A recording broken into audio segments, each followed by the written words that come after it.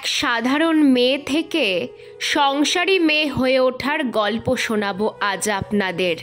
দেখুন তো নিজের সাথে মিল পান কি না। বরাবর মাকে দেখেছি মাছের মুড়ো বা পেটি কখনো পাতে নেবে না, সব সময় লেজার মাছটুকুই মায়ের জন্য তোলা থাকে। বড় হওয়ার পর একদিন জিজ্ঞাসা করেছিলাম, আচ্ছা মা, তুমি সবসময় লেজার মাছটা খাও কেন? কখনো কখনো মুড়োও তো খেতে পারো।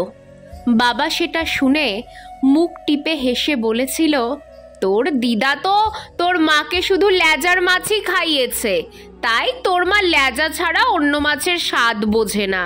আমি বলেছিলাম, লেজার মাছে তো প্রচুর কাঁটা, ভালো লাগে তোমার?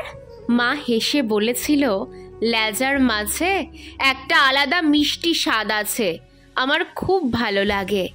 পেটুক আমি টেস্টের কথা শুনে একদিন লেজা খেয়ে দেখেছিলাম, কাটার কারি ছাড়া বিশেষ কোনো স্বাদ বুঝিনি।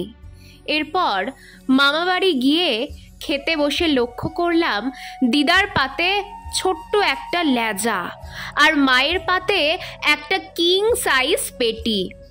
এর আগেও মামার বাড়িতে গেছি, খেয়েছি, কিন্তু এত ডিটেলে লক্ষ্য করিনি। আমি অবাক হয়ে দিদাকে বললাম, আরে মা তো পেটি খায় না গো, মাকে লেজাটা দাও।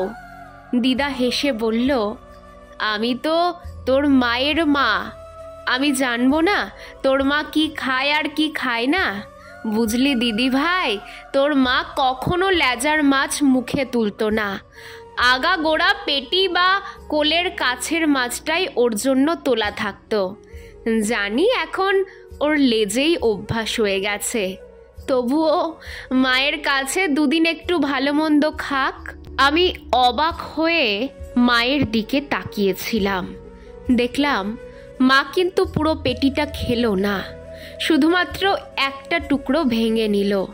পরে মাকে অনেক চেষ্টা করেছি মুড়ো বা পেটি খাওয়াতে, কিন্তু নিজের মানুষটার ওপর নাকি সংসারের ওপর প্রবল অভিমানে জানি না, মা ওই এক টুকরো লেজা নিয়েই সন্তুষ্ট থাকতো।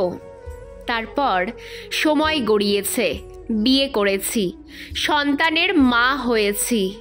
হঠাৎ একদিন খেয়াল হলো কিভাবে আমিও যেন সবাইকে খেতে দেওয়ার পর মাছের লেজাটা নিতেই অভ্যস্ত হয়ে পড়েছি। কতদিন হলো আমিও পাত সাজিয়ে খেতে বসি না। ভালো মন্দ রান্না হলে প্লেট ভর্তি করে নয়, বরং ছোট একটা বাটি করে নিয়ে চেখে দেখতেই অভ্যস্ত হয়ে গেছি। না, জোর করে নয়, বাধ্য হয়েও নয়।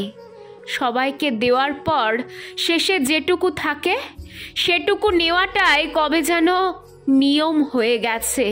আচ্ছা, মেয়ে থেকে স্ত্রী, বৌমা, মা পোস্টে উত্তীর্ণ হওয়ার পর কি মেয়েদের জিভের স্বাদকোরকগুলো ইনঅ্যাক্টিভ হয়ে যায়?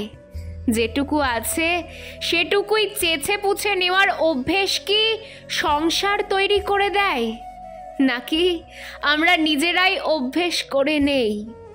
এর উত্তর আমার জানা নেই, আপনাদের জানা থাকলে জানাবেন।